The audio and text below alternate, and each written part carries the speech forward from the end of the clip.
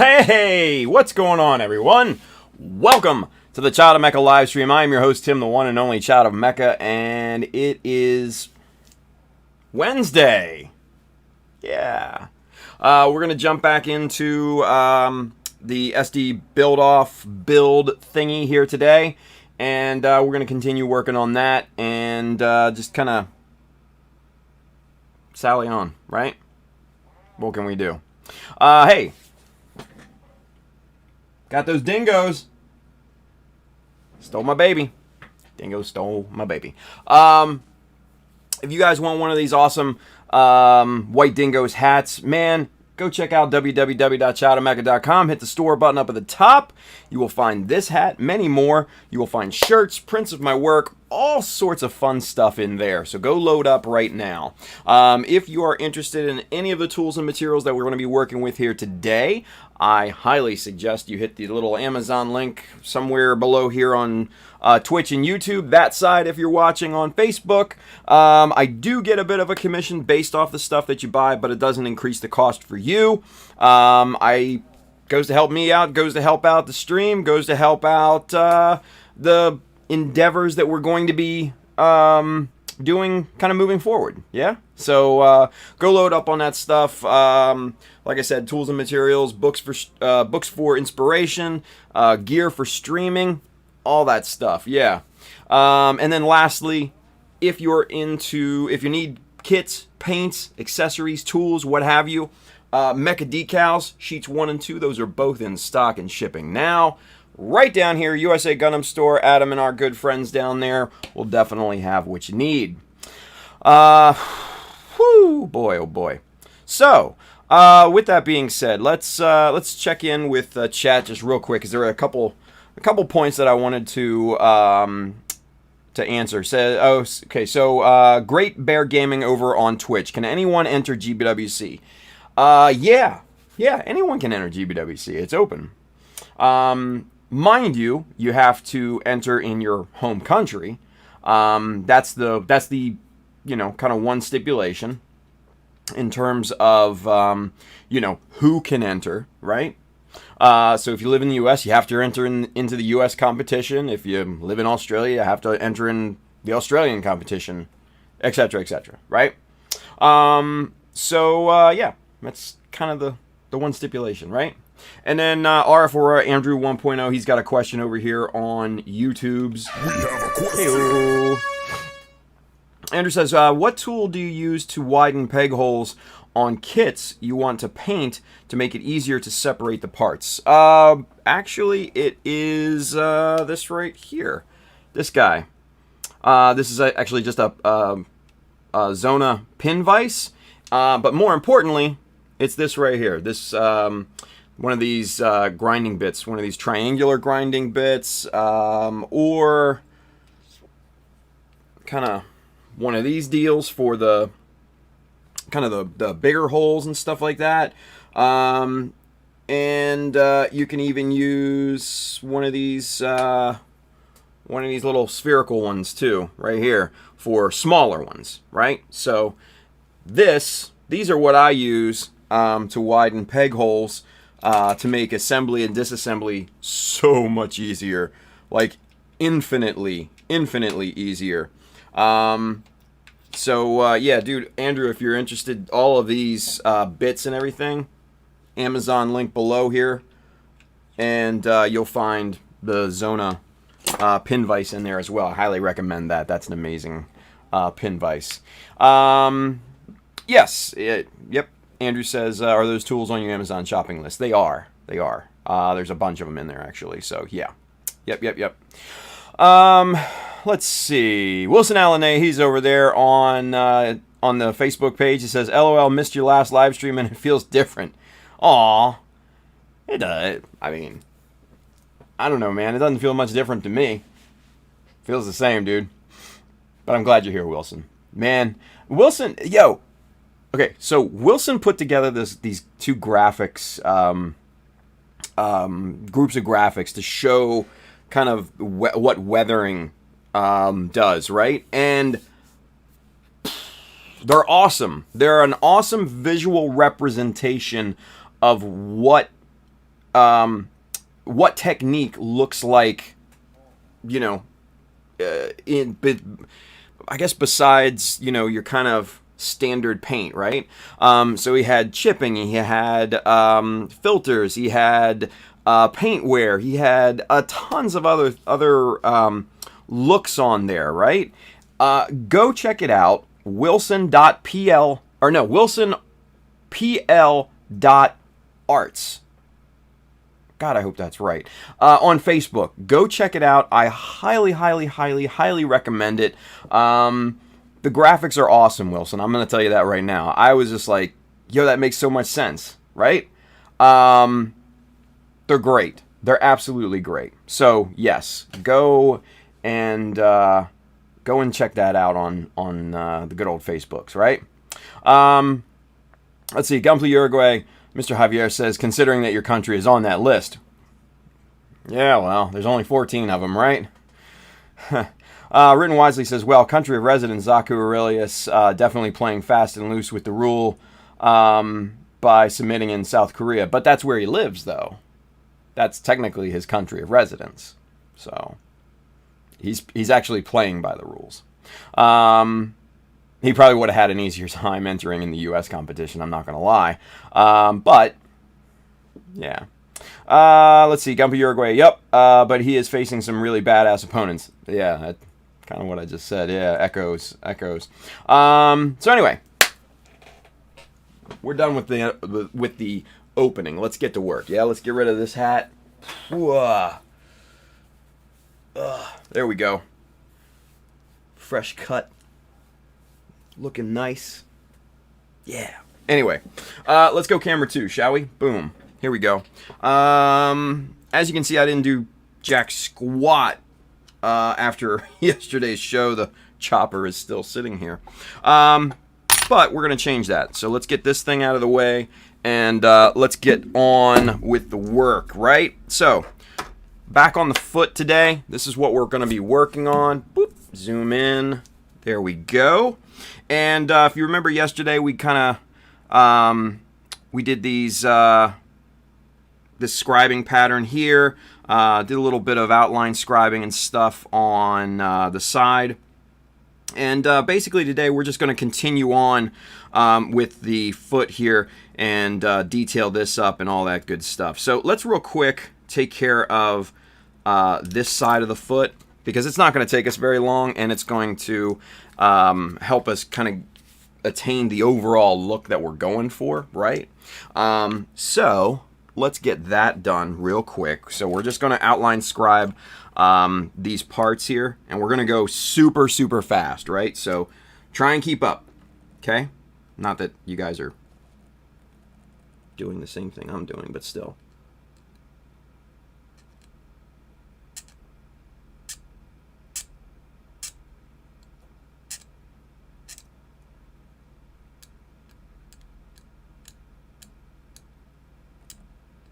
Alright.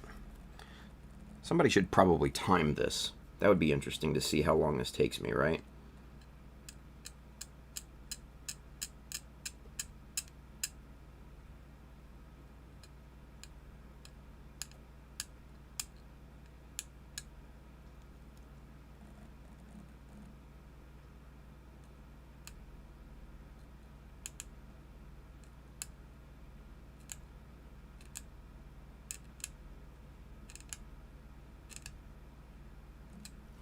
Alright, so there's that.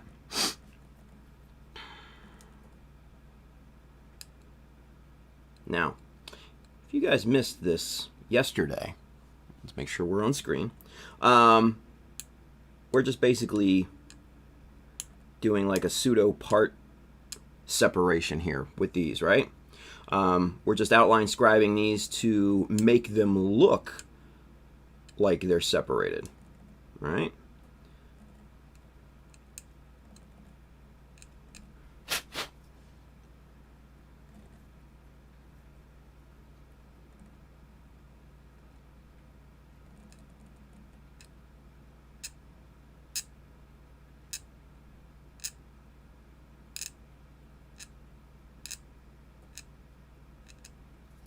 Okay. little bit here on this piece.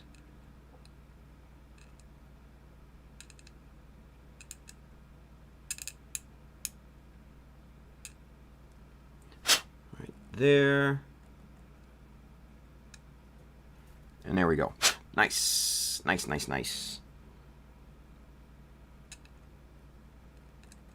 All right. And then we'll do our transfer line over the top here. And again, I'm going to raw dog this, but you guys should not. Unless you have a lot of experience with chisels.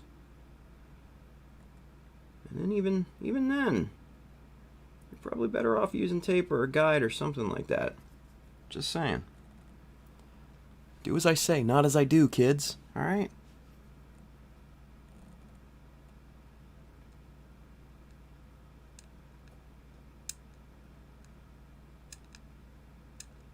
It's like any good parent. Do as I say, not as I do. Right? Like John Lynn says, I'm your Gumpla dad. I really hate that. But it is pretty damn funny, I'm not gonna lie.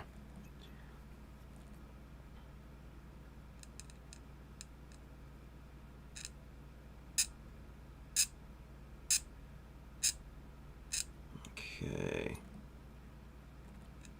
Almost done with the panel lines. There we are. All right, panel lines are done. Now we got to get the 3 notches in here real quick. 3 notches. Cullen Barr. Raw dog. Yeah, man. That's what I mean by freehanding and stuff like that. Raw dogging the lines. Just don't try that. It's not. It won't be good. It just won't be good, right? Oh man. Written Wisely says, what would be the best tape for scribing? That's a really good question. And actually, I'm forgetting the button here. Hey, we have a question. So personally what I use, and which I have a lot of, is this stuff right here. This is Dymo tape, right? Now, the thing that you have to remember about Dymo tape is that there's 2 different kinds of Dymo tape. There's this stuff, which is the thick, semi-rigid stuff. This is the embossing tape, right? This is the old school tape where, you know, you feed it through the machine and you dial in the letter or number and you go right? The newer one is the heat transfer tape, and that's super thin. That's crap when it comes to trying to scribe it. You don't even want that, right? Don't waste your money. It's the embossing tape. This stuff that I use, right? This is the old school stuff. There's also High-Q clear tape, which is basically kind of the same thing, and it comes on a nice roll. There's also MadWorks clear tape, which essentially is the same thing again. But those are great as well. I have an abundance of Dymo tape, so that's what I use. So those are your best tapes for scribing because they are kind of semi-rigid, right? So those are going to be your 2 best kinds of scribing tape. All right, let's get these 2 notches in here. And again, we're gonna raw dog the placement because we're moving faster on this. Because you guys have already seen this, and I don't necessarily like repeating work that you guys have already seen. That's just me. Because what's the use in seeing something twice like that when you can just go back and watch it the first time? I don't know. That's just my opinion. I would rather see new content.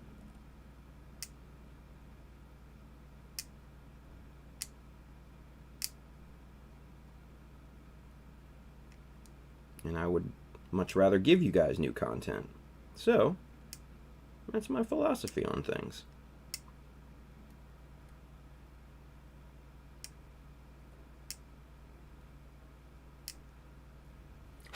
All right, those 2 are scribed in, done there. One last notch, And Written Wise Al, I'm going to get to your other questions here momentarily. Don't you worry none.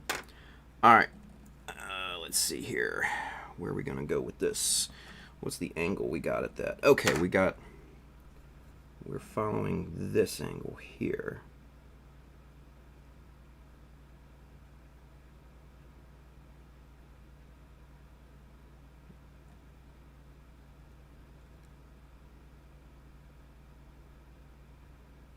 Again, we're raw dogging this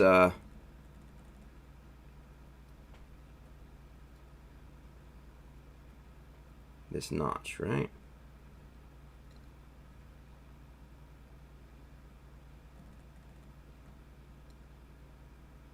Reminds me of ODB.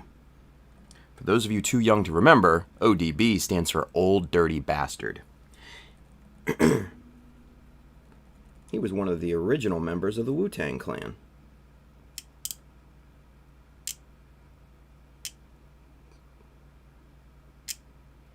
But, unfortunately, he died, which is unfortunate.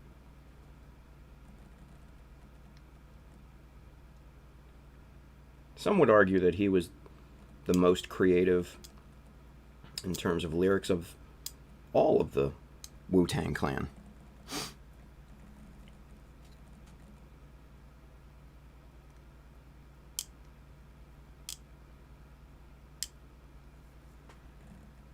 And if you don't know who the Wu-Tang Clan is, then you cannot be in my circle of friends. Sorry. Because the Wu-Tang is for the children. Alright. There we go. Rock and roll. We have a matching set. How long did that take? Maybe 10 minutes? Maybe? Maybe. Camera 1. Camera 2. Camera 1. Camera 2. Easy peasy. Done. Alright. Let's get caught up with everything. Alright. Yes. Ricky Paul Carlson is Tim smashing Beatles. Gathunk. Gathunk. God, I loved that scene. That was one of... And for those of you that don't know, Ricky Paul Carlson is referencing a wonderfully acted scene from Game of Thrones. I forget which season it was. I think it was maybe 4 or 5, something like that. That was just Emmy Award-winning stuff. I'll be honest with you. That was amazing. That was a great scene. Let's see. Written wisely. Continuing from what's the best tape for scribing, what about tape for getting straight lines? Same thing. Oh, for painting straight lines. I gotcha. This right here. Tamiya masking tape. Best stuff on earth. It comes in various thicknesses. This is the 6mm variety, but it also comes in 10 and also in 18mm. It is the best masking tape that I have ever used by far. It is far superior to any masking tape that you're going to be able to get in a hardware store, simply because it is very, very thin. The adhesion on paint is wonderful. It's not too sticky, but it's just sticky enough to really seal down to the surface and not pull up, you know, any of the paint or primer or anything. So I highly recommend Tamiya masking tape. All that can be found in the Amazon link below on Twitch and YouTube, that side if you're watching on Facebook. So good questions all. HRR148 says, raw dog and the lines make sense scribing with no protection. Sometimes I just like the feel of it. What can I say? Is that bad? I don't know. Maybe. William Williams says, to me, a masking tape is great for putting on your part to add painting designs or just separating colors. Bingo. Manny! Mr. MacDio, he's over there. He says, Wu-Tang. He says, LOL, hi all. Rin Wisely says, have you had success with painter's tape? I tried it, but the paint got underneath, which really confused me. I could have used too long of a piece. No, painter's tape is just kind of made for thicker paint. That's why it seeped under. So that's kind of the reason why. Painter's tape is more for like wall paint, you know, like your latex paints for, you know, painting walls and stuff like that. Very, very thick. Very, very thick. It's not going to seep under nearly as much as the thin, milky consistency that we happen to use. So, yeah, it's just one of those things. Julio's over there, Mr. Clipping Nubs. What are you clipping today? Julio, you missed us talking about Wu-Tang. Wu-Tang forever. William says, so I don't use painter's tape because it feels stickier than the Tamiya masking tape for such small parts. That too, it'll rip your paint right off as well. Again, because it's for walls. And William Williams says, for paint getting underneath, I would say that you didn't press it down hard enough. Tim has those silicone modeler's tools he uses to press it down. Yes, I use the silicone brushes to kind of burnish the tape down to really press it into the surface. And then you can also use sticky tack, right? Just kind of knead that and get that going, right? Get it nice and warm and kind of pliable. And then when you lay down a piece of tape, you can just kind of press that right on top of the tape. And as you can see, that takes on the shape perfectly, and that presses the tape in there as well. So those are two methods for really pressing that tape onto the surface. So let's see. Julio says, I just chibied my full armor tanks. Why would you do that? I don't know. Rin Wisely says, really, my painter's tape has a very light adhesive. I thought that I needed something stronger. Yeah, nah, just use Tamiya. Yeah. Jonathan Perez over there on or Jonathan with an M. That's an interesting spelling. Welcome. Thank you for watching. He says, my local hobby shop has the Deep Strike kit for $200. Is that worth buying? I think you might be able to find it cheaper in other places, but I would shop around first. USA Gundam Store, definitely, obviously. Check there to see what their price is. And then some other online retailers, but obviously, your local is going to raise the price a little bit to cover their costs because they have a brick and mortar they have to worry about, and taxes and insurance and all that stuff. So they do have to pass along those expenses to the customer in terms of pricing. And honestly, no matter where you go, you're going to be supporting a small business anyway. So one half dozen or another, but I would definitely shop around and see first. Let's see. Let's see. Over in the Mecha Army Facebook group, Robert Cottrell's over there. He says, have you ever tried to panel line without tape or anything? No. But I mean, for short lines like what you saw, sure, I'll give it a shot. But for longer lines that need to be precise, no, hell no.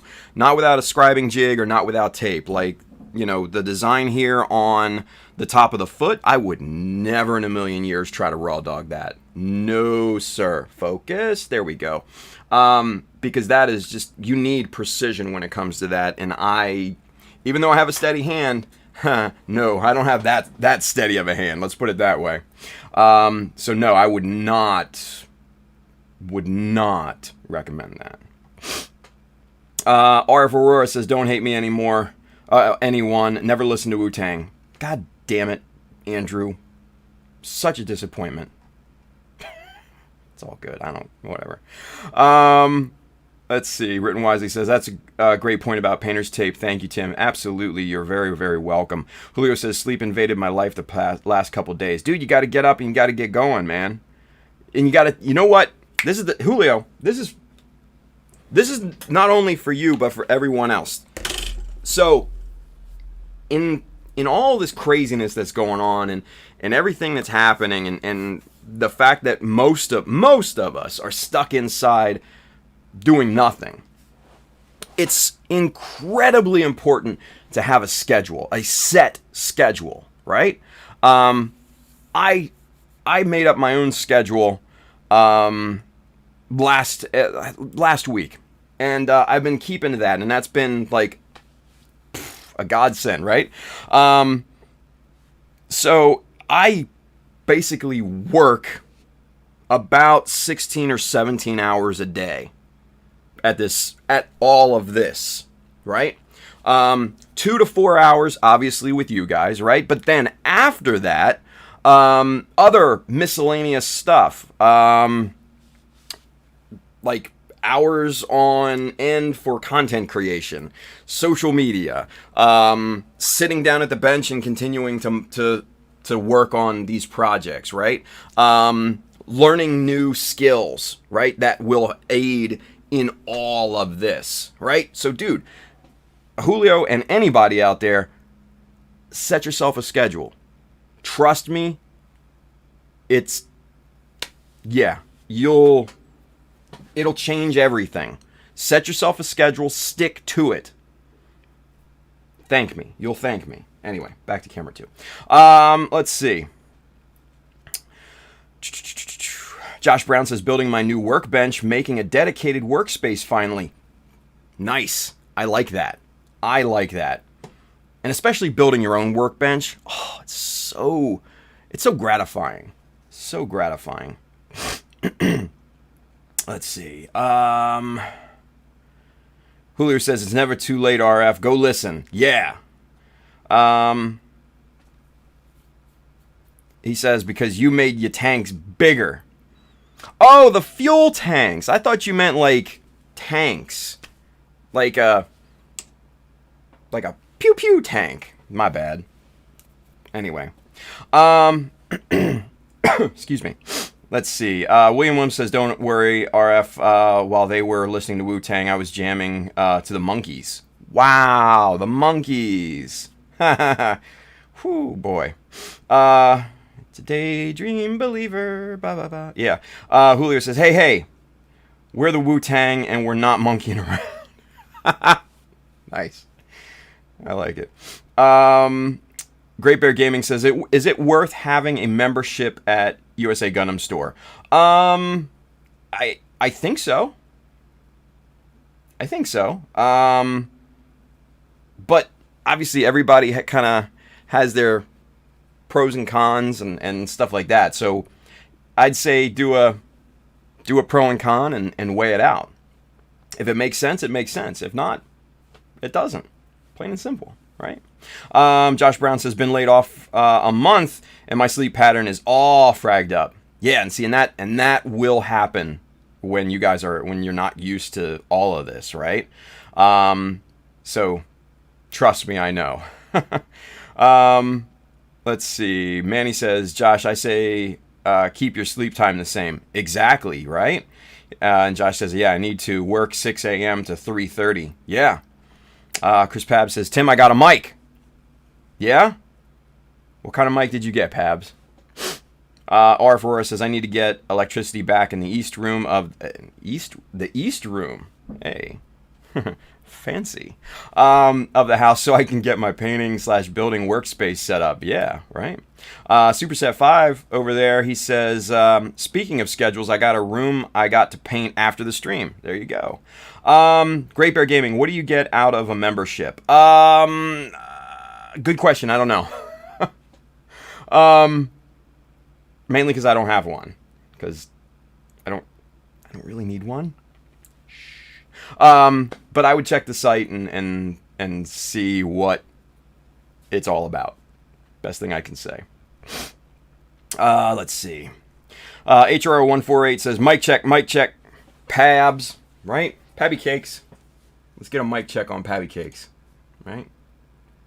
Yeah, what mic did you get, Pabs? Let us know. Fine. T669 with one of those flexible arms, courtesy of Sugar Daddy Z. Wow. Sugar Daddy. So are you his sugar baby? It's a weird kind of relationship, don't you think? RF Aurora Andrew 1.0 says, had an electrician rewire the second story last year, and in the process he disconnected the power to the east room on the first floor and never got back out to fix it. Well, shit, I'd be raising hell. Get your ass back out here, son. Get this fixed. Let's see. Gumpel Uruguay says, I keep the same schedule I did at the office to keep my sanity. I just use the spare time that I have without commuting to work. There you go. See, that's great. That's great. Pab says he hated how I sound on stream. Wow. He really is your sugar daddy, isn't he?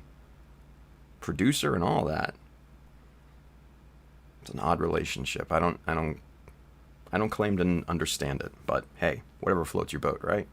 Gumbel Uruguay says, work from home doesn't mean that I'm 24/7 available for my company. Exactly. Right?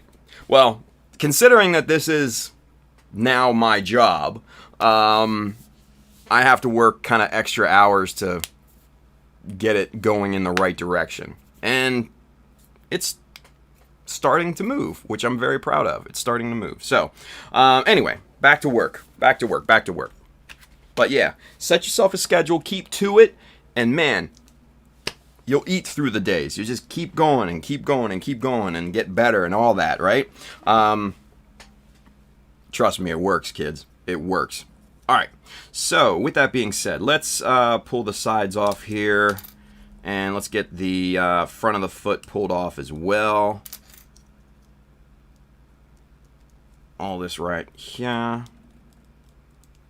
Come on, you. Work with me. Oh, there we no. Oh, it's wiggling. There it is. There she goes. Yeah. All right.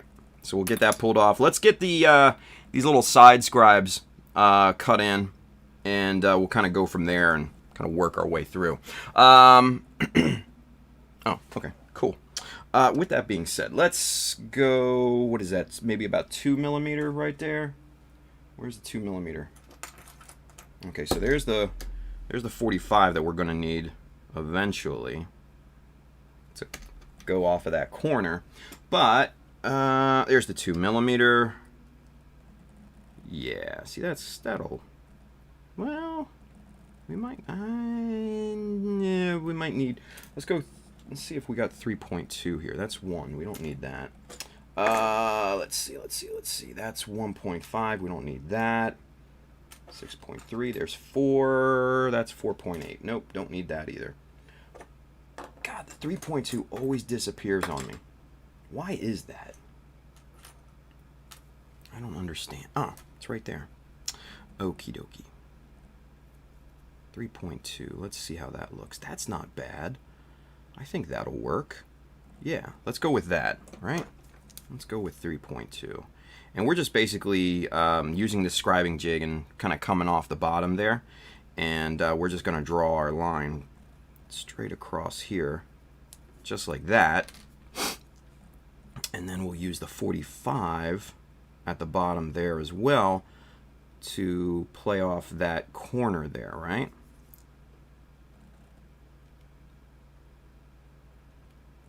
Just like that. And see, that's a little bit of a bigger, beefier kind of panel than we had before, and I actually kind of like that better, to be honest with you. So we'll go with that. We'll go with that. That's what we're going to scribe in. All right. Let's go ahead and get this done. Shall we? All right, here we go. And as always, 0.15.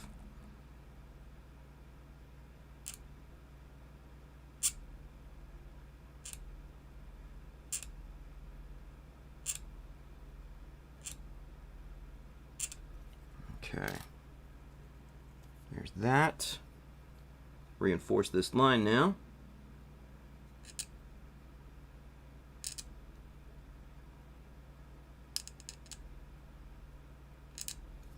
All right, and we switch over to the 45. Get this going. Now there's a slight obviously a slight taper and there's a slight curve to this. So it's not completely flat, which does increase the difficulty in terms of trying to hold this thing. But ooh, it just slipped. There we go.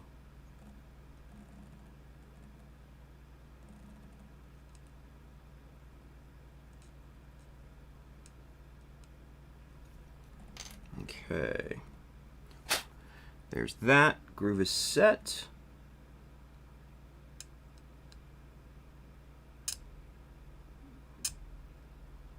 Reinforce the line. And then we connect these two, and then that's basically all she wrote.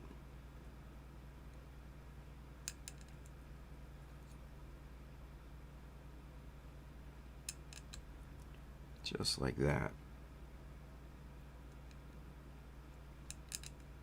Boom. All right. So now, clean this up with a little sandpaper.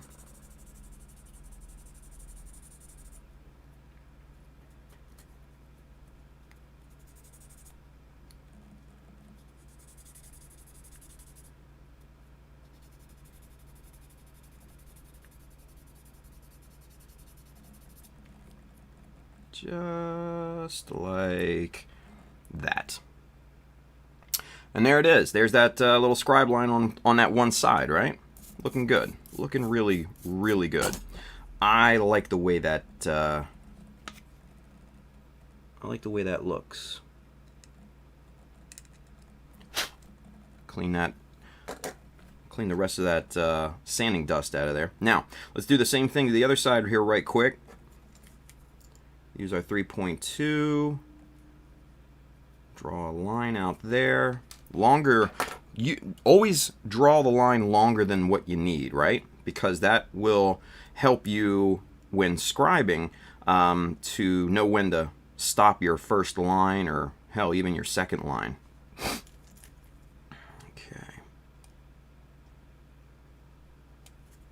There we go. Just like that, right? Cool. All right. Let's see.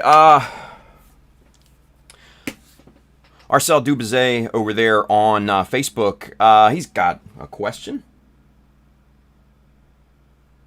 There we are. He says, what scriber do you use? I want to get involved with scribing my kits. These are BMC chisels. These are just, in my opinion, wonderful. These are great. They do not come with this little handle. Keep that in mind. When you buy one of the BMC chisels, this is what you get. It is a hardened steel shaft with a tungsten carbide blade that is then obviously welded onto that, and precision ground, you know, to the blade and to the width, right? This is a 1mm 1.0 BMC chisel. This is one of my old ones, so that's kind of why it's out of the holder and everything. The blade is kind of chipped and nasty and all that. I have another 1mm that I use for actual work. But the great thing about the handles is that focus. There we go. The great thing about the handles is that they not only give you great dexterity when you're holding them, but they also act as your storage as well, because it's got the caps on here and everything like that, and you can toss these in a you know, in a toolbox or a bag or what have you, and you can, you know, take them with you and everything and not have to worry about them. So they're, in my opinion, really, really great. There's also MadWorks, which I'm not as big of a fan of, but a lot of people are, and you're going to get the same quality either with either one. You're going to get the same exact quality, and we've tested MadWorks compared to BMC, and even compared to the back of a hobby knife, right? And that's what I would normally suggest to start with, is the back of a hobby knife, just to kind of, you know, hone your technique and all of that, kind of get the feel for it. But once you have that and you move into actual chisels, either BMC or MadWorks, they're going to definitely be your top two. So those are the ones that I would suggest. So good question. R for let's see, Andrews 1.0 says, Tim, I think I'm going to try SMS turquoise and teal paints since I'm having a hard time getting the Mr. Color turquoise for the Taku project. Yeah, that's still, even though it's been out for like a year, it's stupid hard to get here in the States. I don't know why.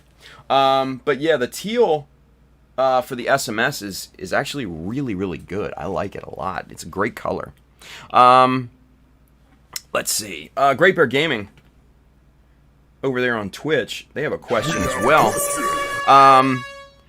Can you just use an X-Acto knife or a small chisel, or do you recommend buying a scribing tool? I mean, these are technically chisels with the way that they're designed and everything. But you don't use them the same way as you would, say, like a wood chisel, you know, where you push into the material, you pull back, right? So that's what I would, you know, say about the differences, right? Yes, you can use the back of an X-Acto knife, and we've shown that before in the comparisons. And I thought we had the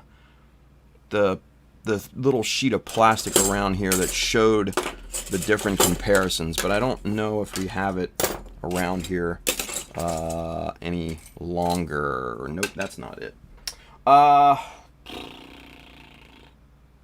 Shoot. I thought I had it around here, but I guess not.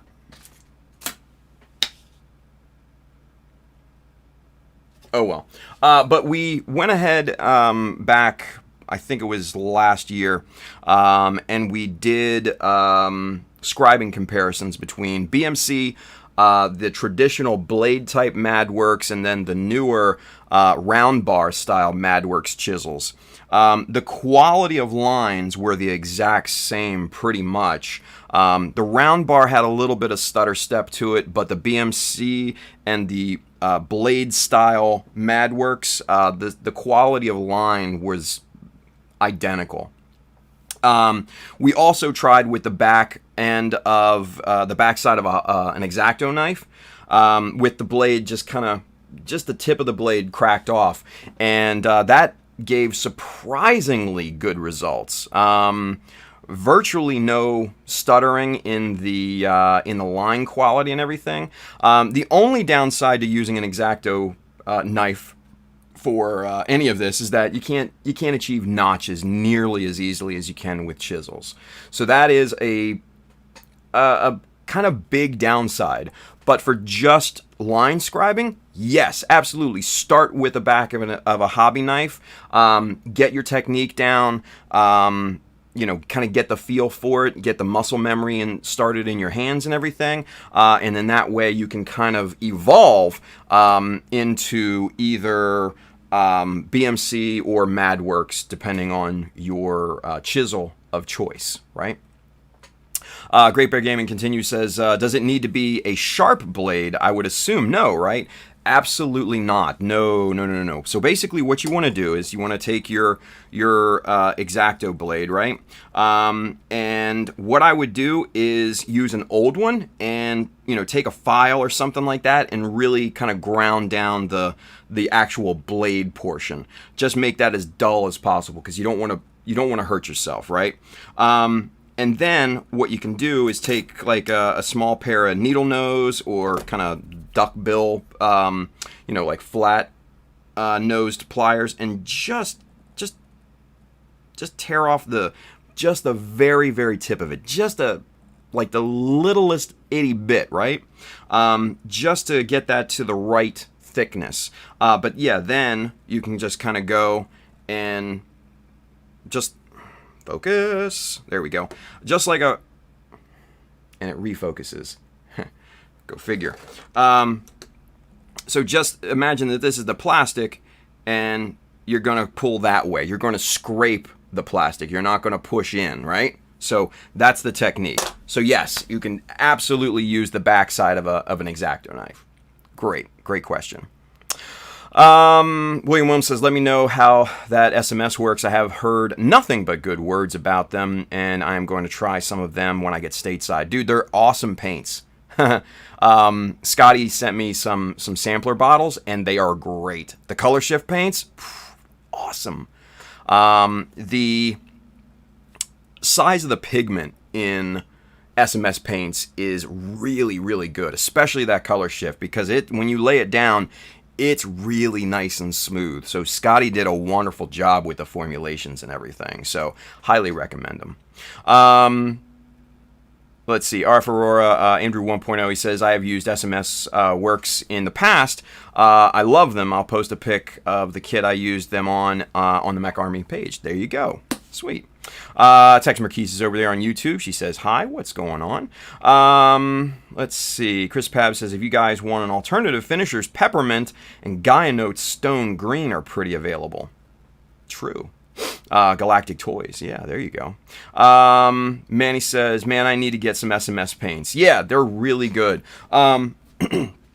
They're already pre-thinned, ready to go in your airbrush. And honestly, though, I think that's kind of the one, if any, the one thing I wish that they weren't, right? I wish they weren't thinned. I wish they were more concentrated, right? So that I could thin them and get more out of the bottle, right? So that's if there's a downside, that would be it. That would just be it. But they are great paints, and Scotty has a wonderful product on his hands.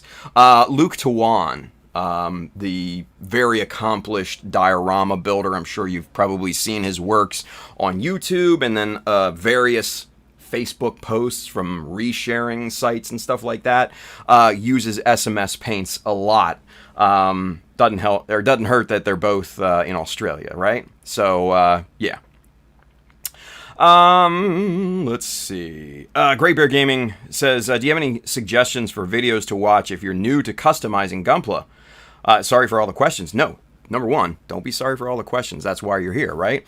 Number two, to answer that question, and we need to hit the button. There we go. Right here. Go back in the catalog and watch all of the live streams. You'll see a ton of different easy customizations and all that good stuff. So yeah, there you go. Let's see. Tex says not a whole lot going on. Scheming and cooking mostly. Okay. Excuse me. And just back and forth. Okay, cool. So let's continue, shall we? All right, back to this. So, again, 3.2. Oh, that's the 2mm. We don't want that. We want the 3.2. Where'd it go? God damn. Always disappears on me. Here we go.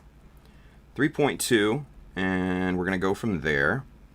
I'm going to hold it inverted here because I want to start at the corner and pull out because we're basically just running this right off the edge of the piece, right? So, no, I don't think that's going to work. This is a much easier way to hold this. So we'll just be careful with it. Not a big deal.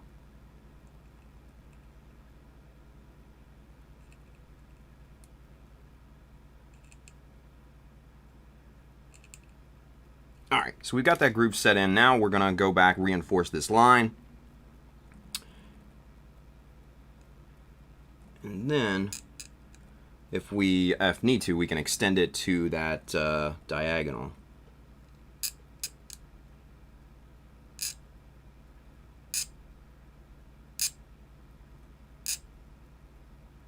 Just like that. There we go. Cool. So now we get the 45 in here, and we play off that corner. Come on. There we go. Now this is a little bit easier because we can pull this line right from the corner of the other one.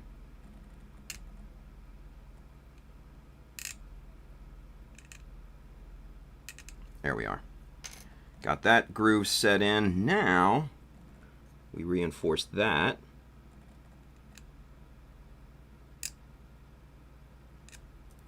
Connect these two.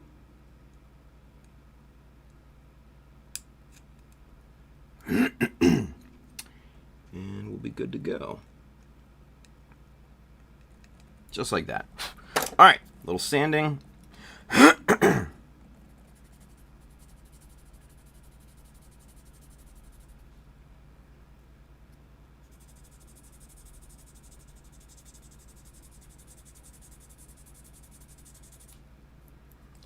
There we are.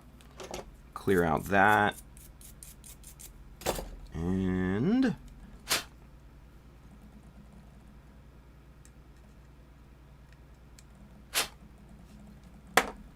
there we go. Same as the other side. Perfect. All right, so this piece right here, that's done. We're good to go on that. Now, we're going to shift our focus to this guy down here, the lower front of the foot, right? Let's see, what do we want to do with this? I think we want to add just a couple strips here at the bottom, just to give that a little visual emphasis, right? And then maybe something here on the top. I don't know what, though. Let's pop this guy back on here and just kind of see what we can maybe come up with, right? So there's that look. That's a good look.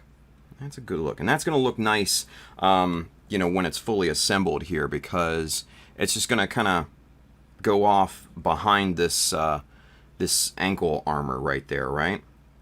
And that's going to look really good. That's going to look really good. But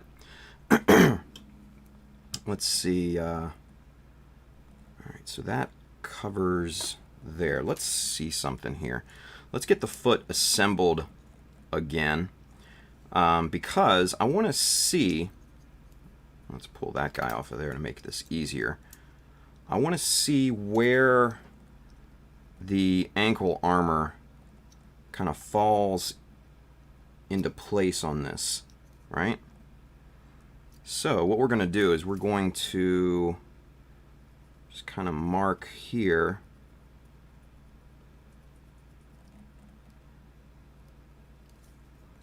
And then we'll pull this guy off. And then we're left, and you can kind of see the markings there. We're kind of left with that outline of where that falls into place. So we don't want to necessarily add anything in this top area here in this corner, because that's going to be covered up completely by the ankle armor. Now, how much? Yeah, we don't have any clearance between the two pieces anyways. So adding something in there would be completely counterproductive, because it would get in the way of the piece. So we don't want to do that. Now, what we are going to do is we're going to focus probably more down to the bottom then, right?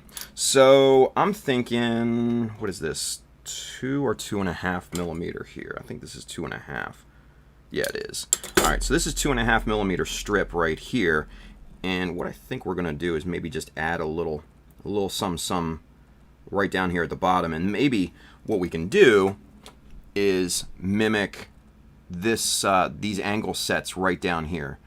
How, you know, this little line right here, we mimic all of this with our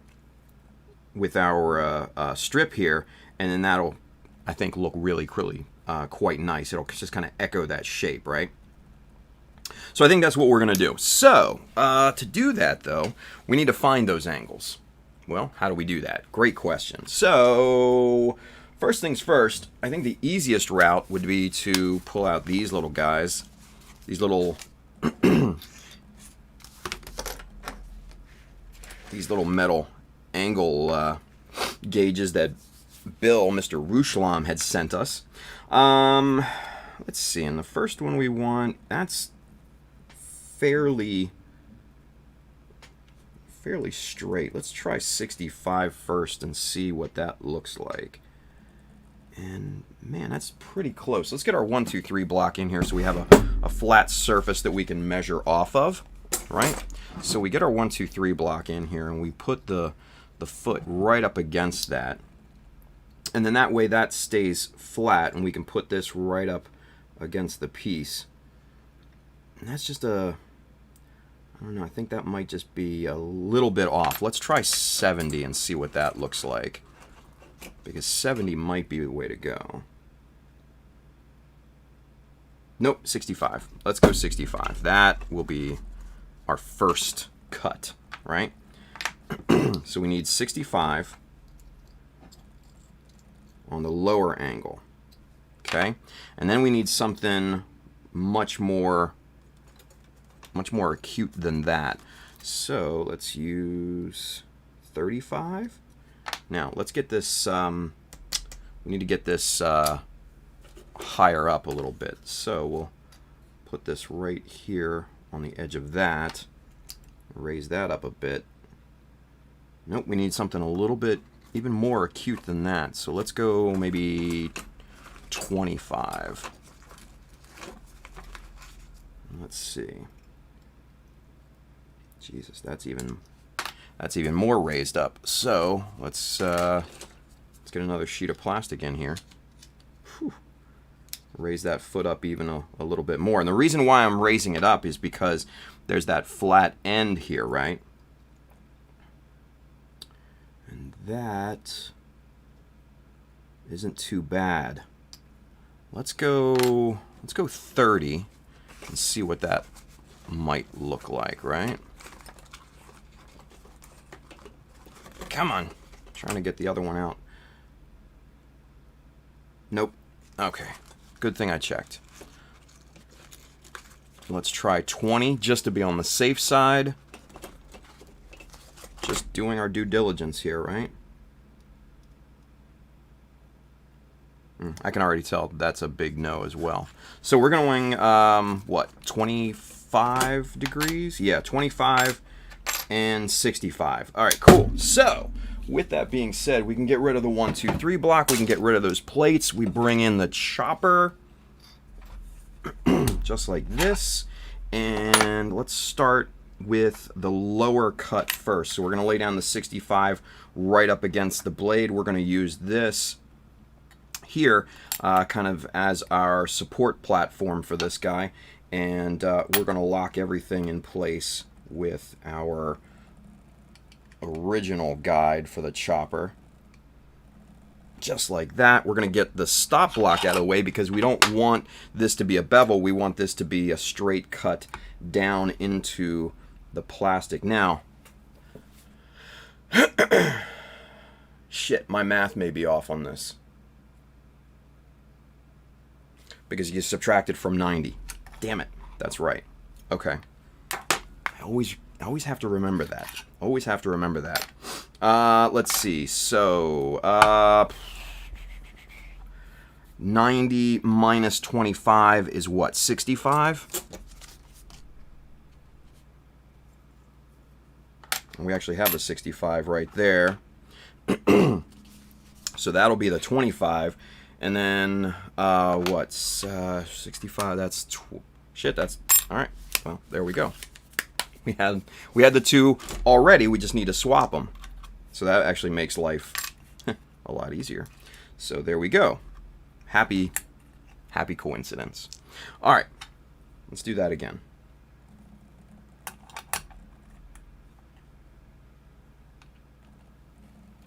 Okay. So we'll do. Let's get this moved back just a bit so we can get that strip under there. And what we're going to need to do is clip this just there.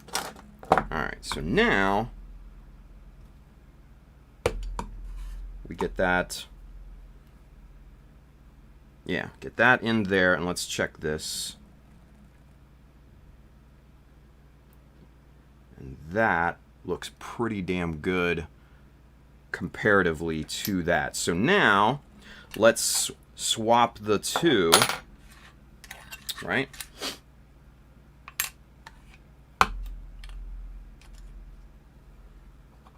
Get this back on there. Lock that into place, and then we're just going to kind of clip the corner off of this thing. So we need to be a little bit careful just right there. Now, that's pretty damn close to the blade, so I'm going to hold it with my little bamboo skewer here. And let's go a little bit more than that, just a tad bit.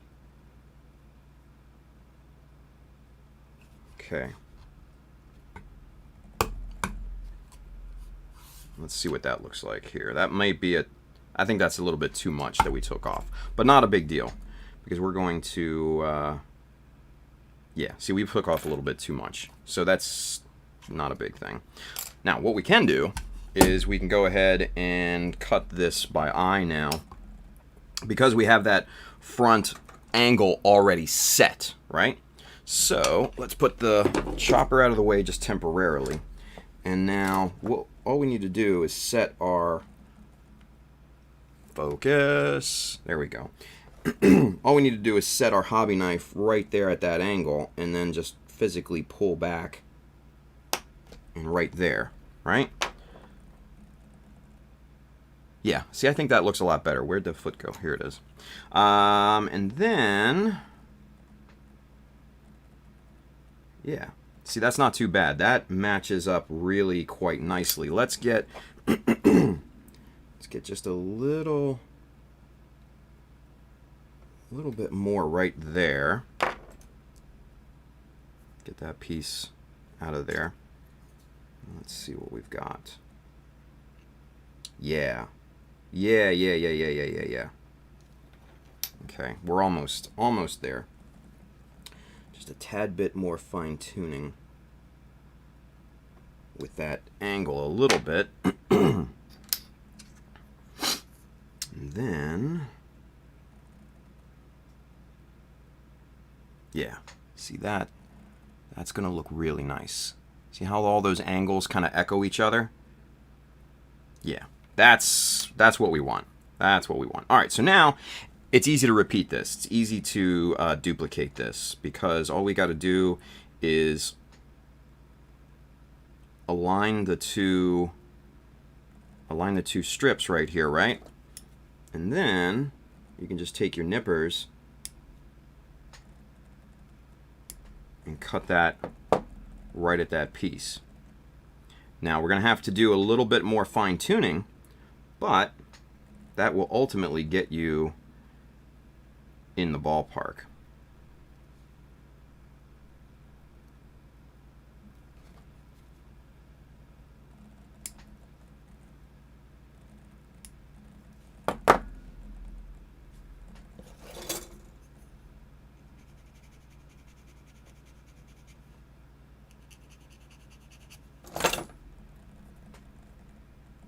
Let's see, let's compare these two, right? Pretty damn close, if I do say so myself. It's not bad. It's not bad at all. All right, so we'll go with that. We will go with that. Now, what's our offset going to be from this this front part here? I'm thinking about 2 millimeters off the very front edge of that that piece. So we're going to measure back about 2 millimeters. Whoop. Oh, that's the empty one. And we're going to draw a line right there, and then let's see if you guys can see that. See that line right there? That's our 2 millimeter point. So that's going to be the front point for our strip to be laid down, right? It's going to lay down just like that. Right there. And that's going to make everything look really quite nice, I think. So we're going to do the same thing on the other side real quick.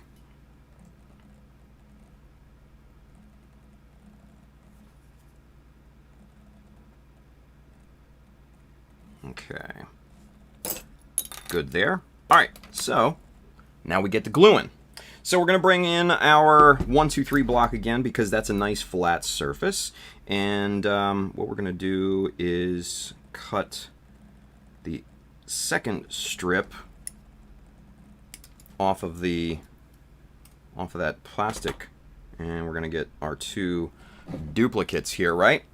Let's get our super glue. Let's load one strip up into the tweezers. Let's get a little glue on this thing. Just like that. Perfect. Now, we're going to hold this from above like this. And now, we're going to use our 1, 2, 3 block as a flat surface, and we're going to use that to place this strip in.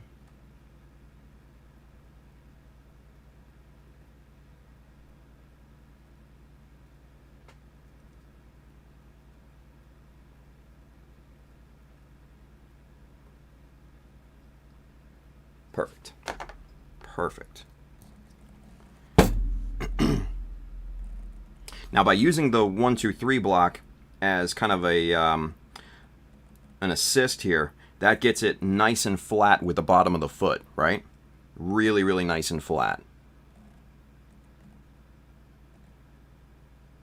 So now, all we have to do is trim off the excess here, and we'll give this strip a bit of an opportunity to cure before we go to trim it. Let's get the other one set in place first. Now this one's going to be a little bit trickier for me because I'm right-handed, and you're basically going to have to, you know, do this type of thing, almost a reverse type of action, which is going to be awkward, to say the least.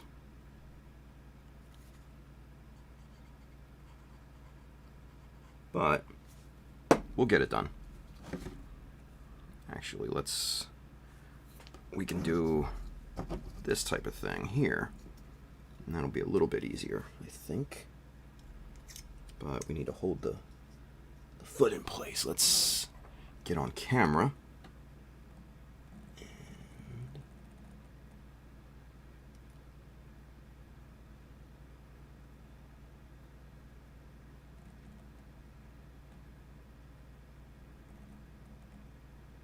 There. Okay. Whoa, whoa, whoa, whoa, whoa. Press that into place, make sure that adheres properly.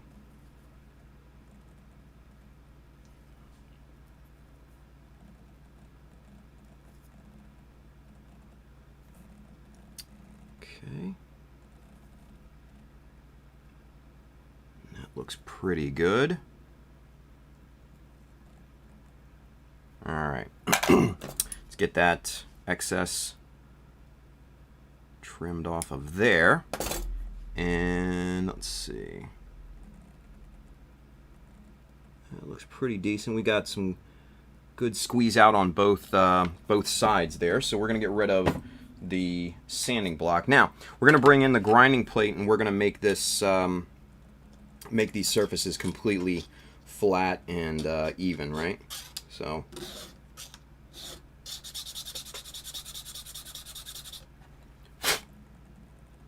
just a few passes on this.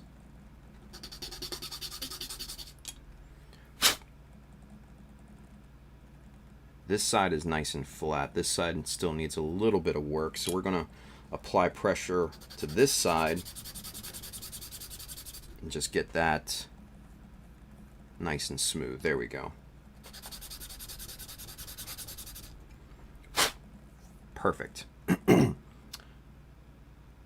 That is really nice. Passes the fingernail test. Excellent. All right, so moving on from there, now we can go ahead and trim these pieces, right? All right, so just rough pass first, just to clear out most of that material, and then you can do your final kind of finishing passes just to get everything nice and even.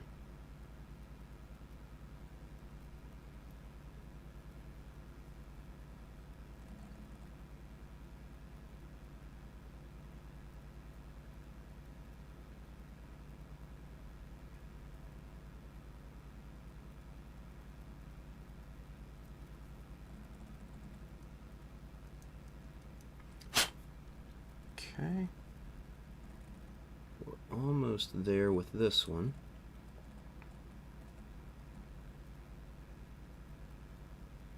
Good. All right. So now, to get that all even, we're going to take our 400 sanding block. Well, no, not 400. We need 600. There we go. 600 sanding block. And we'll just sand that back edge just a little bit. Make that all nice and even. And then what we can do is just scrape that down ever so slightly with our hobby knife just to make that perfectly smooth. And now that piece is basically going to look like it's native to the part, right? So we've got our two edges shaped and looking nice. Now we have to go back and clean the super glue up a little bit, right? Because we've got a little bit of squeeze out on the top, which is good, but it's not going to make for a good final look. So, as always, we do our verticals first.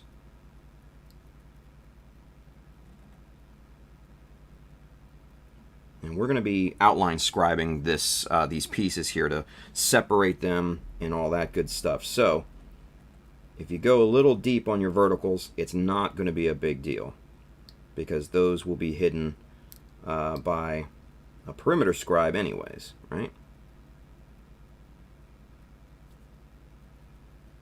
All right, same thing for this side here.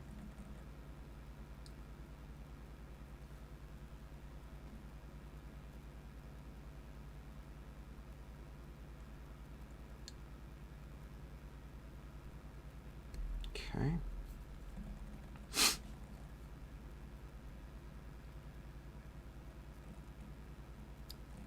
There, and the diagonal here. And we're going to go this direction. Okay. And now our horizontal or our surface cuts will release that super glue.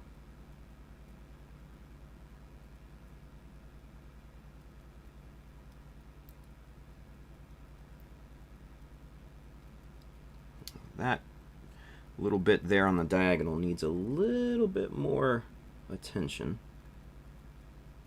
There it goes. All right, cool. So now we have completely cleaned up pieces. They're edged, sanded, all that good stuff, looking good. So now we need to get those looking like they're separate, right? So perimeter scribes. So for that, we're going to go back to our 0.20, and we're just going to scribe the outside of these and make them look really nice. And we're going to do a little bit more outline scribing with some other with these other angles and stuff too, to really kind of tie the whole look together. Okay.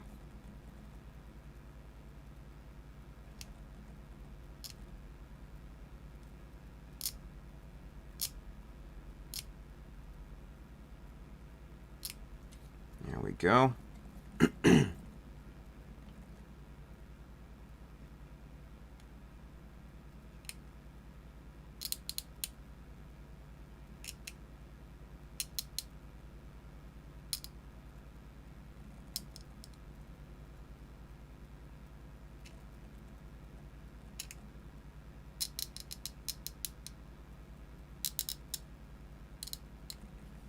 All right.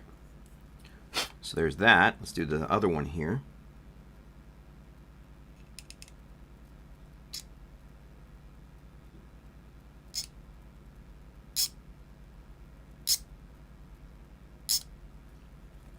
Good. And keep going around.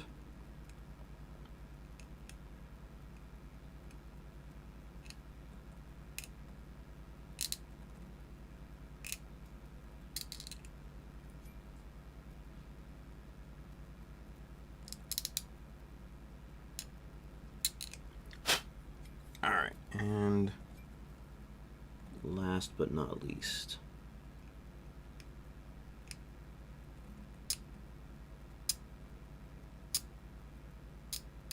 Perfect.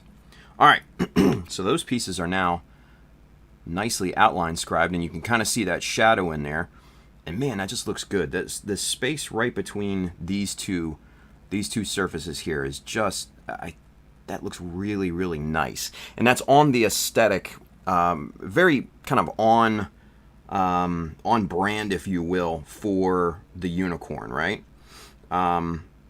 Because the unicorn has design aesthetics that you don't see in any other mobile suit, and it's just the way that it is. So it just, man, it looks really, really good, and I'm very happy with that. All right, so to tie all this together, we need to do our due diligence here, and make sure we wrap these panel lines down around the bottom here, right?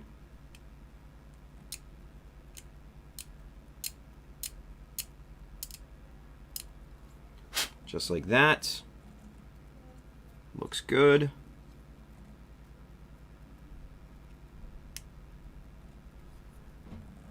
There we go. Let's do the other side here real quick now.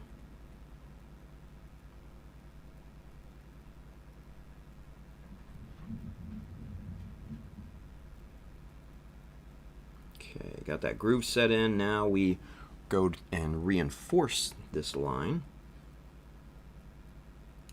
Now, if you guys don't know what I mean by reinforce this line, it means basically to deepen it, to get it to the proper depth, and just basically to even it out, right? That's what we mean by reinforcing. All right, so now those are finished. Those are all good at this point. These pieces are installed and looking really nice, but we're not done with this front yet. Let's do a time check. 4:27. Wow. Okay, let's get caught up just real quick with the chat, because I know we've kind of worked on this for a while, yeah? Let's see here. Where did we leave off? Greg Blair 88. What's going on, Greg? He's over there on YouTube. He says, straight line right in the top of the toes. Nice, clean, and simple. Word. Persistent Turtle, Mr. Lucas is over there on YouTube. He says, happy Wednesday. Yeah, happy hump day, right? RF Aurora, Mr. Andrew 1.0 says, the pics of my kit are up on the Mecha Army Facebook group. Nice. William Williams says, just saw them, very smooth. There you go. Andrew says, I'm not as good as Tim yet, but I like to think I'm getting better. That's the thing. Progress. It's all about progress, man. And yeah, and William says, one kid at a time. And that's for everybody. Even me, right? I'm kind of continually trying to get better myself. Let's see. Chris Pab says, LOI, I wish it were one kid at a time. Well, for some of us it is, Pabby. Tex says, all the kits at the same time. Maybe. William Williams says, this ain't Ghost in the Shell. My fingers don't separate into multiple fingers, one kit at a time, with 10 other kits at different stages of completion. Fair. Jay Santos is over there on YouTube. He says, what's up, guys? What's up, Jay?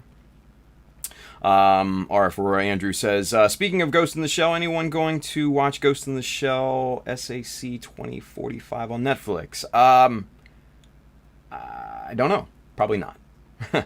William Williams says, I have it set to watch when it comes out. Hey, there you go. Rock and roll.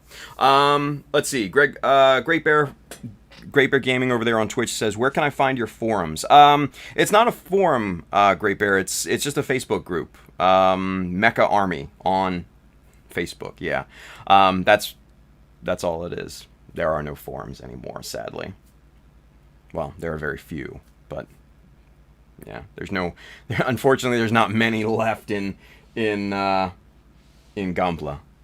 There were forums back in the day, and those were great, but now it's all on social media, man. But yeah, Mecha Army Facebook group. Just do a search on Facebook, and you'll find it. Cool. All right, so back to this. Let's get some of these other pre-molded deals scribed in here, right? Now, let me see something here on this foot. Okay. Excellent. So, what we're going to do, these kind of pre-molded angles in there, we're going to get those outlines scribed as well, right? Because we want everything to kind of match. So if we outline scribe these, that whole design aesthetic will be the same.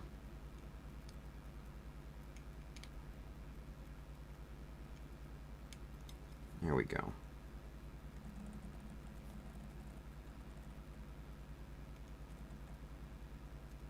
And again, we're using 0.2 millimeter.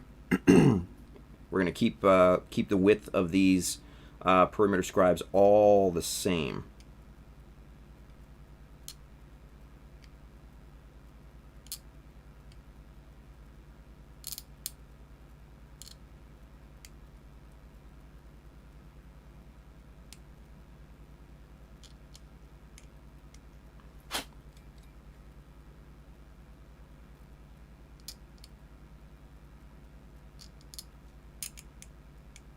Okay, just like that. Let's get this top edge scribed in here. And we don't need to go the full length because the majority of this top edge here, focus, come on. There we go. The majority of this top edge will be hidden by the cap on the top of the foot that we worked with earlier.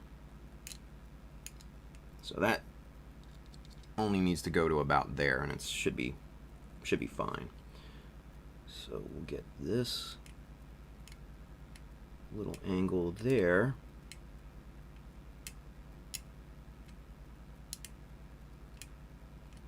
Get that cut in. Get those two connected, just like that. And then we just have to connect these two lines.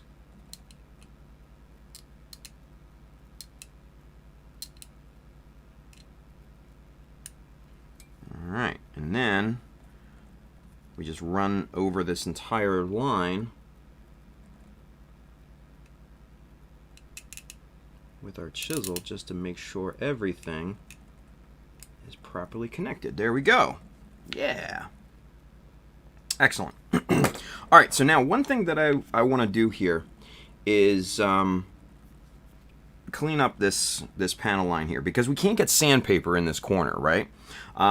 So what we're going to do is we're just going to run our hobby knife right up against the edge there, and we're just going to kind of let that glide right across the surface. Now what that's going to do is when it's going to clean up that little lip that's developed when you scribe into the plastic. When you scribe into the plastic, if it's a flat piece and not in a corner like we just did, the two sides are going to kind of raise up just a little bit, you know, between the line on the either side of the line, right? It's just going to kind of do like a hilltop type of thing. We want to diminish that because when you go to prime and paint that, the primer and the paint are going to just kind of enhance that that effect. So by doing this and cutting that down, that will leave this as a nice flat edge.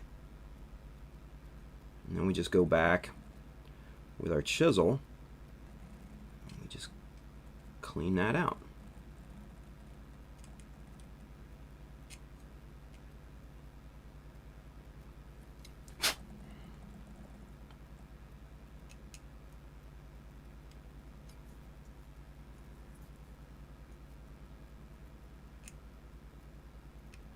And there we are. Easy peasy. Now you can kind of see, comparatively, see how that looks right there? Hardly any shadow on that those pre-molded angles there, right? Then you turn it around, ooh, deep shadow, right? And when we go to paint when we go to paint this and also to panel line it, that panel lining fluid is going to get into that perimeter scribe, and it's going to cause that shadow to become even more enhanced. And that's just going to look really nice. And it's going to look like those two pieces are completely separated.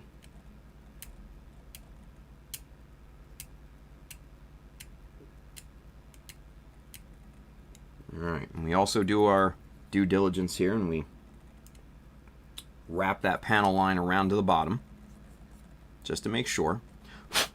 There we go. And that seals the deal on that. Easy.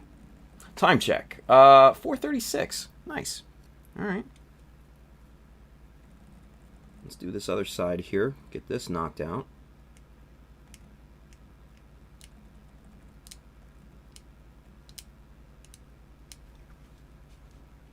Make sure we're on camera.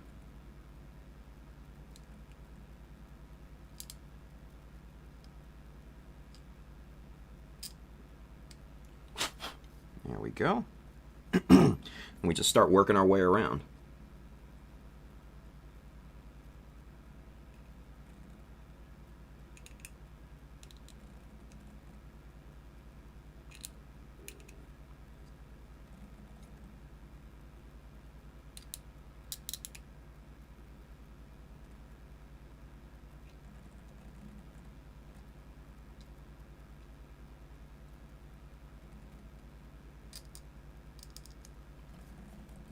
Okay. Looking good. All right. Now this top little edge here.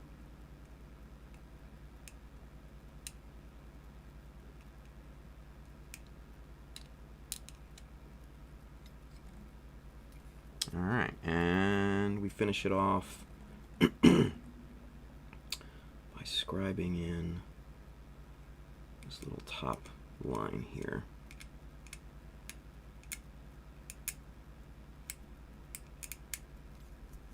Okay. All right. So real quick, I want to show you that kind of raised lip a little bit closer. Okay. So we're gonna get super zoomed in here because I want to show you what that phenomena looks like. Okay. So let's get the box. Let's get this turned up there so it focuses properly, and let's go 5x first, right? And actually, let's go 10. Boom. All right, so I know the video is super choppy, right? That's normal with this.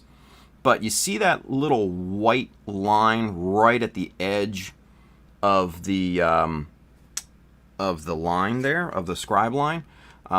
It's right on this side, right there, that little white edge. That's what I'm talking about. That's the little lip that it gets raised up whenever you scribe a line, right? Let's see if we can't see it in profile, maybe. Hopefully we can. Hopefully it translates here. Not too much. You might be able to see it right there. But again, this is at 10x zoom, right? So that's what is going to catch that paint. And that's what's going to catch that primer. And it's going to kind of enhance that look, right? It's just that little white line. And that's that lip that just slightly curls up when you scribe a line like this, right? So that's kind of what I was talking about, right? And that's why we want to clean that out as best as we can, so we can avoid all of that paint and primer and all that good stuff from just making that look just god awful, right?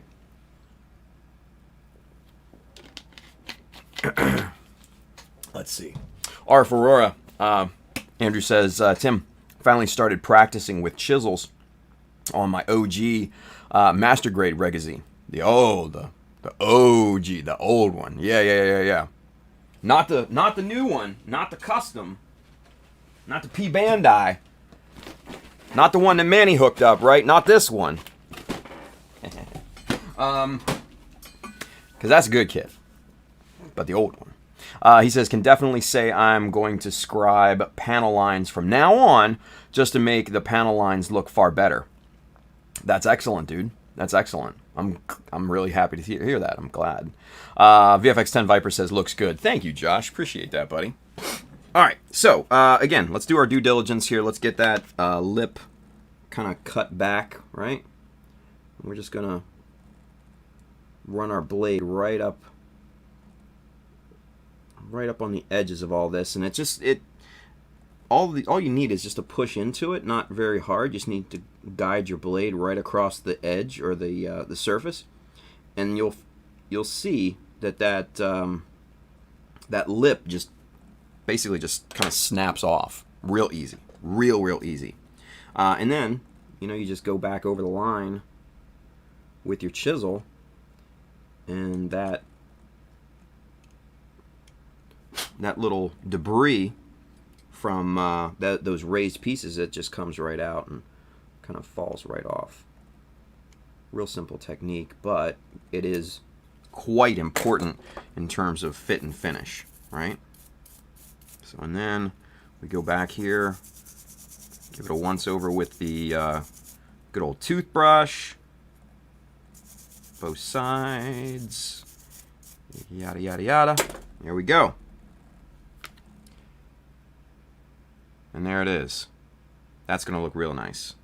That's going to look real nice. Now, almost forgot. Need to transfer this one line to the bottom.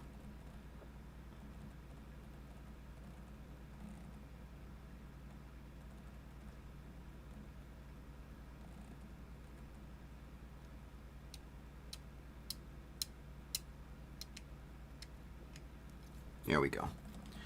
All right.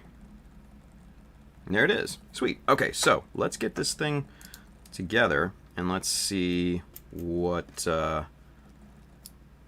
basically what we've got going here, right? I want to see it all together. I want to see it as one piece and see kind of where we are with this thing, right? Ooh. Ooh, yeah. Focus. There we go. Yeah. See, that looks really good. With all the enhancements that we've done to this, just the simple stuff, this looks really nice. This looks really, really nice. The panel lines and everything in there, the little notches really kind of set that off. The perimeter scribes around here, this little strip down there. Yeah, that just enhances the overall unicorn look, right? Really, really good stuff.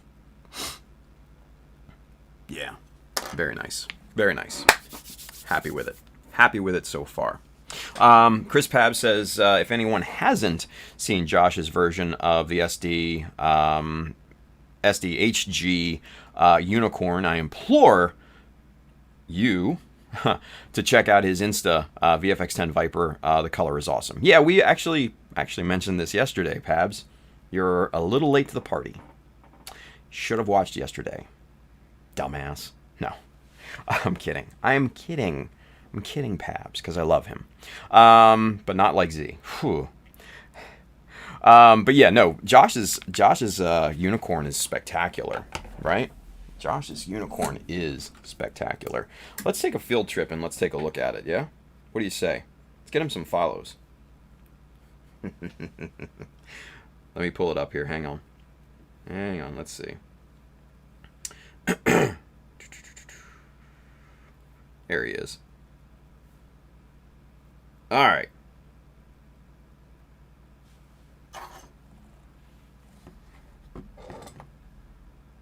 Look at that. That's nice, right?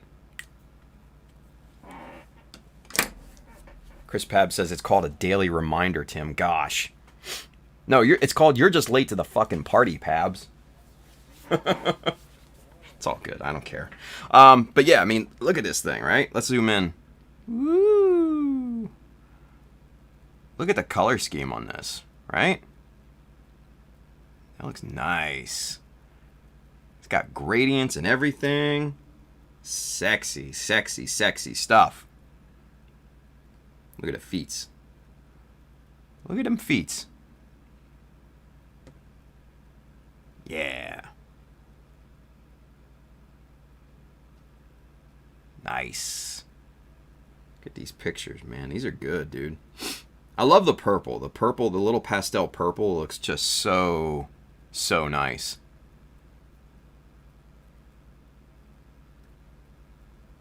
Oh, look at that. Okay. Josh, I see what you did here with the lower legs. Is that normal? Oh, I guess that is normal, isn't it? Not completely. Hold up. What? What did you do here?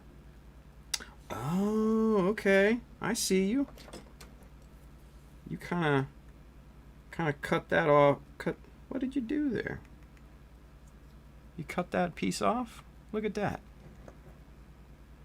I see. All right. You did a little surgery to the ankle there. I like it. I like it. Nice. But yeah, this purple is just really good. Really, really good. Nice. Look at that.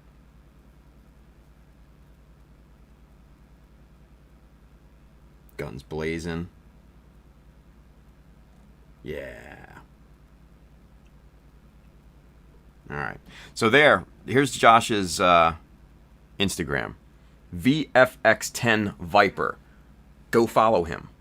Okay? 3842 is the current follower count. Okay? Refresh. Hey, there's one. It's a start. Midday. What are you going to do? It's Wednesday, right? But, come on. Go follow this dude. He's really, really good, right? Really good. Let's see some other ones here, shall we?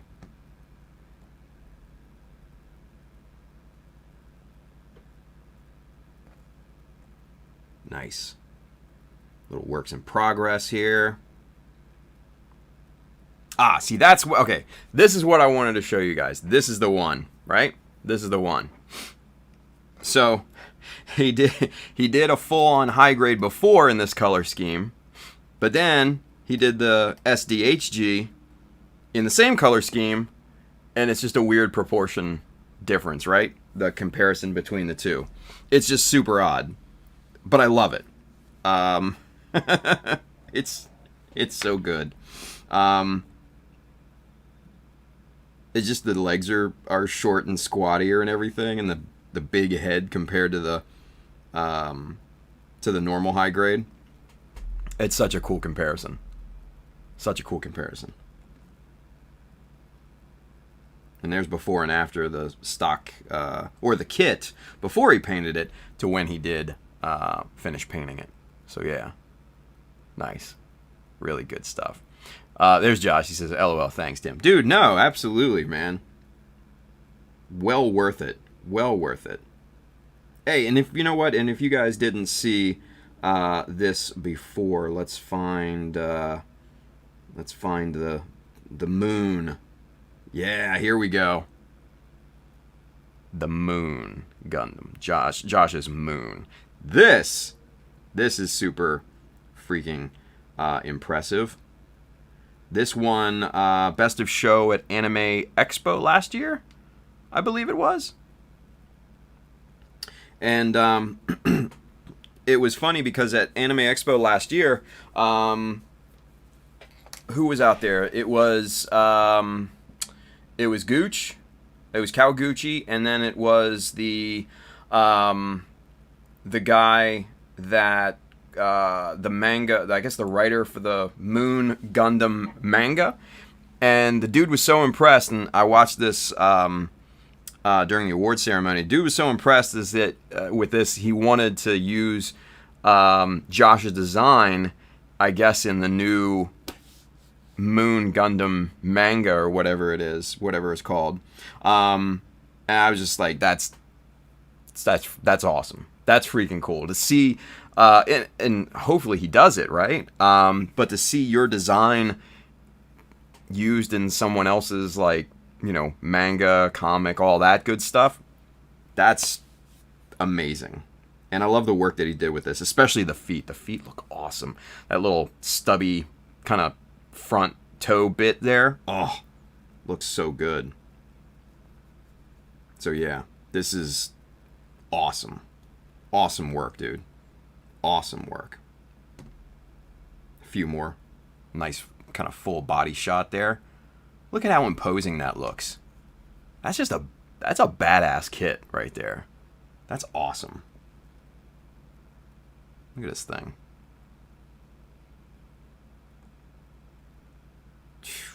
Man, guns blazing. It's got some firepower, that's for sure. Nice. Great pose.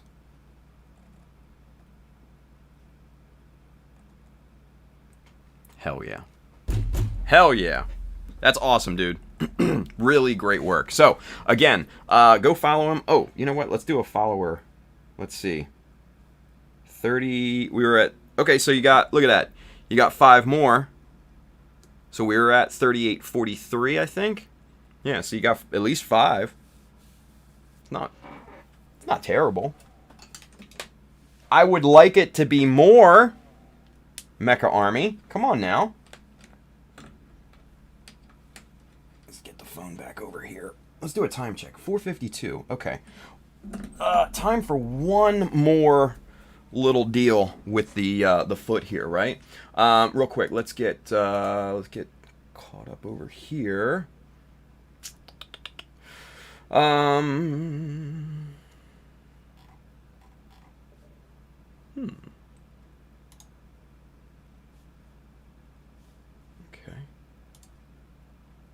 Good stuff there. Excellent. All right. R. Aurora says, I already follow him, Tim. Yeah, and a few people said that. Manny said that. So, yeah. That's awesome. Really, really good stuff. Really good stuff, dude. Let's see.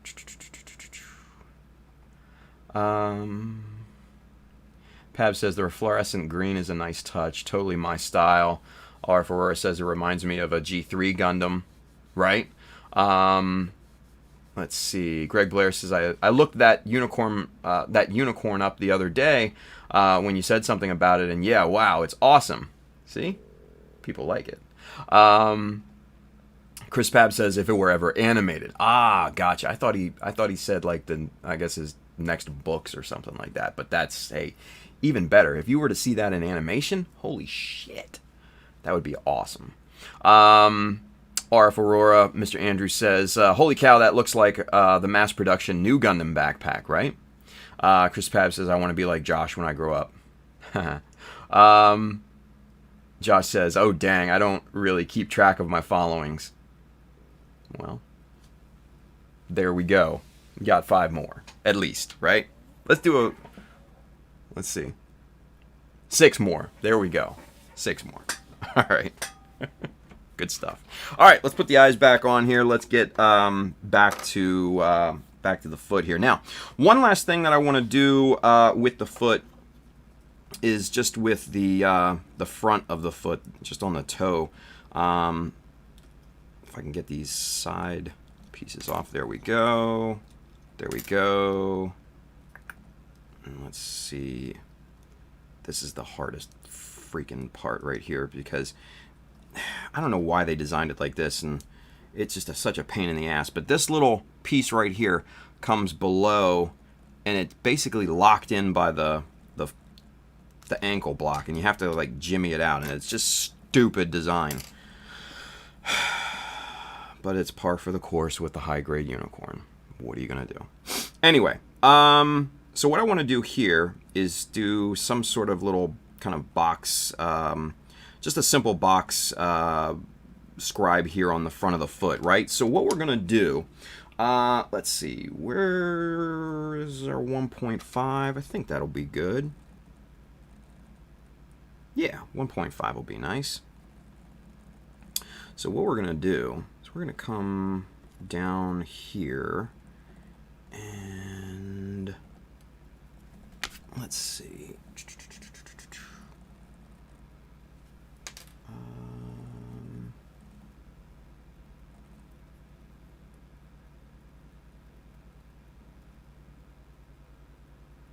No, that's not it. Let's see. No, that's not it either. Damn it. All right.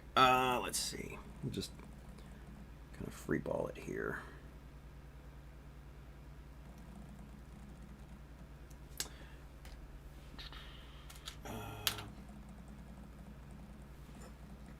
Let's use this one. All right, that'll work.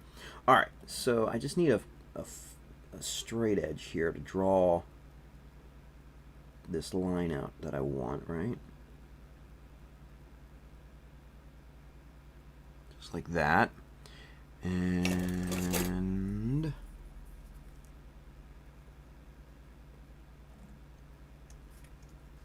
all right, let's do a couple measurements just to make sure that that is completely straight. It's 2 off the edge. 2 off the edge. Cool. So that's completely straight. All right, so now what we're going to do is we're going to use the edge, the very, very edge of all this for our little box scribe here, right? Simple stuff. Simple stuff. But let's get it in camera first, all right? Let's go.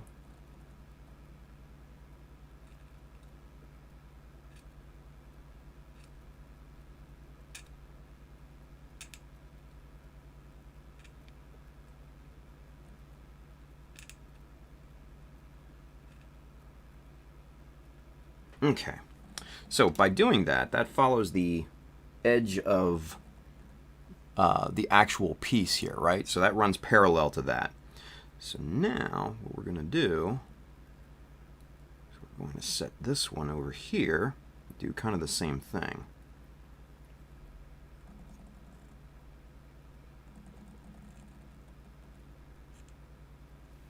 Oop, there we go. Let's make sure that those are even.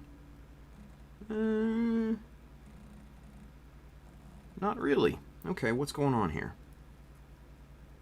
Not even at all.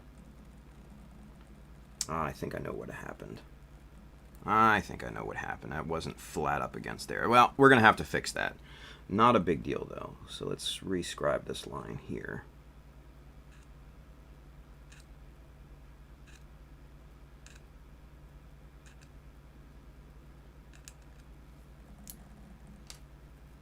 All right, so there we go. Little mistake in that first line. It was a little off about a millimeter. Not a big deal though. We'll get that filled in with super glue at a later date.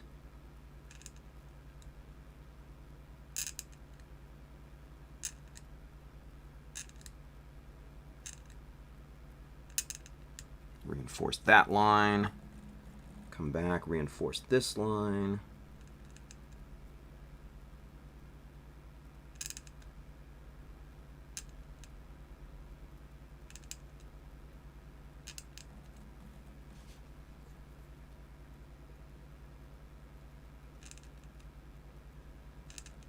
Okay. And then we will transfer these lines down just a bit.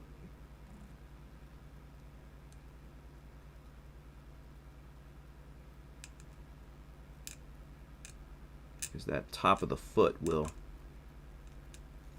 cover most of that, right?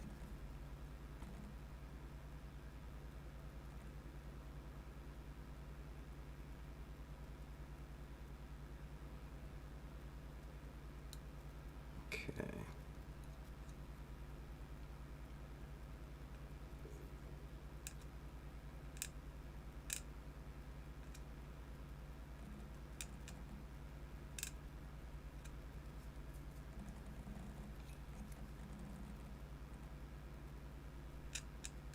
All right, so there's that. All right, so now we're gonna go back here and scribe that straight line across here. Let's use this edge. That seems to be a bit cleaner there.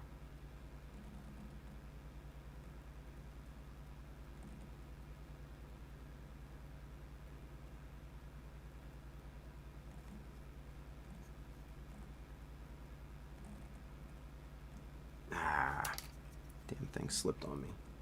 Oh, but it didn't mess up the surface. That's good. That's good. All right, let's get this. See, that's one problem when you're trying to rush. You're trying to almost freehand this. Normally I would use tape in this situation, but since I'm trying to be fast on this,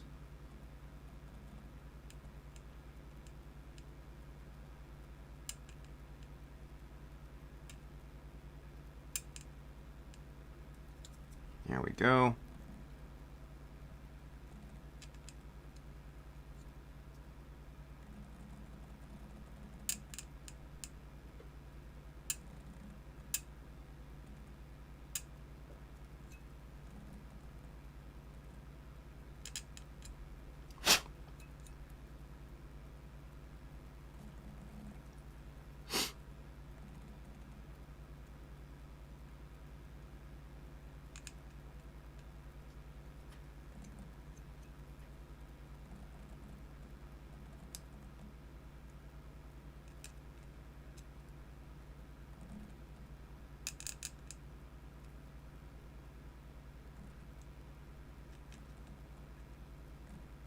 All right, there's that.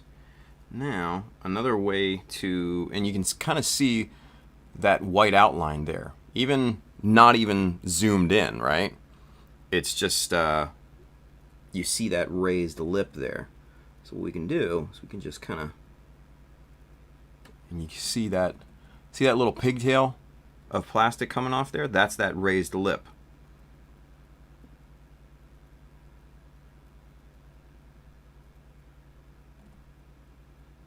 All that plastic that's coming off there, that's just that raised lip that gets created when you scribe in.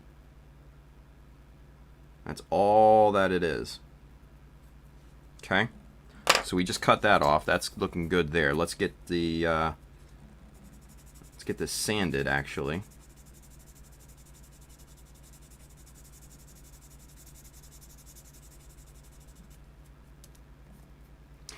All right. See, there you can see the double line on this side, that little mistake that I made. Not a big deal. Not a big deal at all.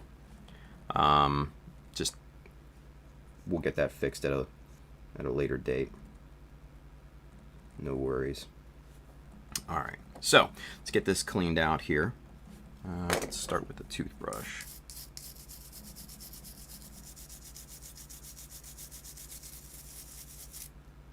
That'll remove most of the dust, but we'll come back in here with our chisel and really get all of it.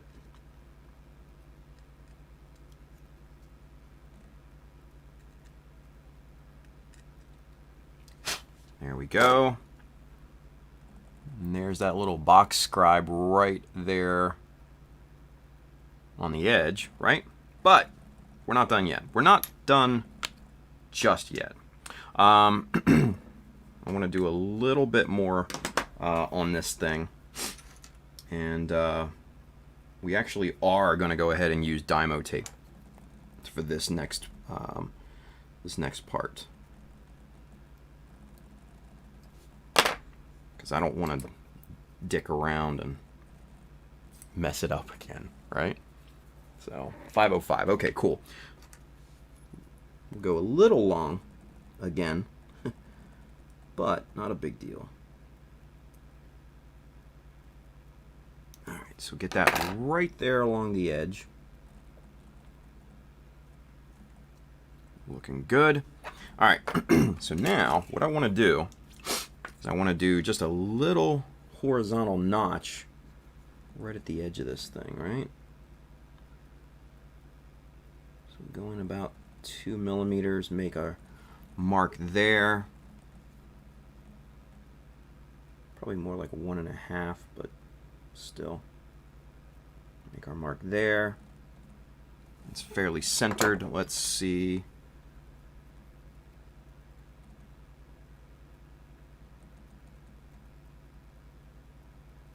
Alright, so we need to come out on this side just a tad bit more. There we go. Cool. Alright, so now we can just ride the Dymo tape here between these two indents, between these two marks that we made with the chisel.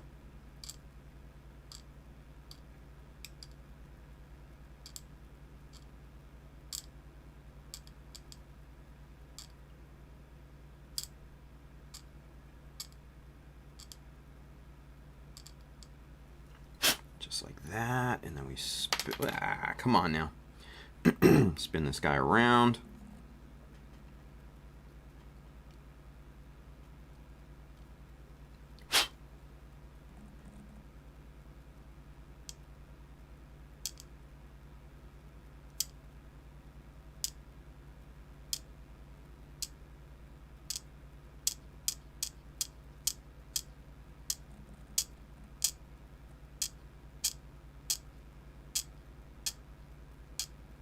Okay, and now we got that groove set in pretty good. Now we're just basically evening everything out, reinforcing the depth, and generally just making this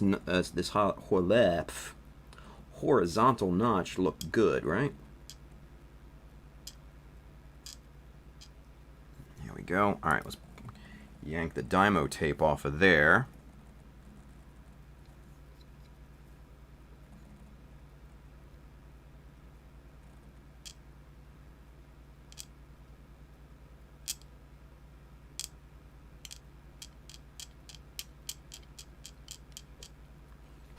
Alright, I think that'll just about do it here, boys and girls. Let's get any leftover debris out of there. Yeah, alright. Let's put this thing back together. Let's see kind of the look that we've got thus far, right? I think we're going to be really quite happy with this. Yeah. Ooh, hey now. Alright. Visor's off. Chisel. Discipline. Get all of that out of the way for presentation. And now, let's take a looky look, yeah? Let's get super zoomed in and see what we've got. Okay? Let's zoom out just a little, right to about there, so we can kind of get the full look at it while we're zoomed in. Here we go. All right, so let's see. There's that box scribe that we did into that toe there with that nice little horizontal notch there up at the top. I think that ties everything in, and then there you can kind of see we wrapped it around to the back side of this surface, and that just goes right underneath of that top of the foot, right? So that whole look right there just kind of looks completely cohesive. We spin this around to the side. Man, that little strip right there, that sets everything off down there at the bottom.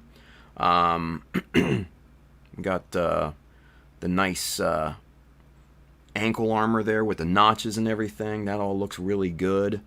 We got those side scribes in there that plays off of the corners and all that. That all ties together. That all just screams unicorn, right? That whole aesthetic. But yeah, that looks good. That looks good. Happy with that. Happy with that. Yeah. All right. So let's get this thing out of super zoom.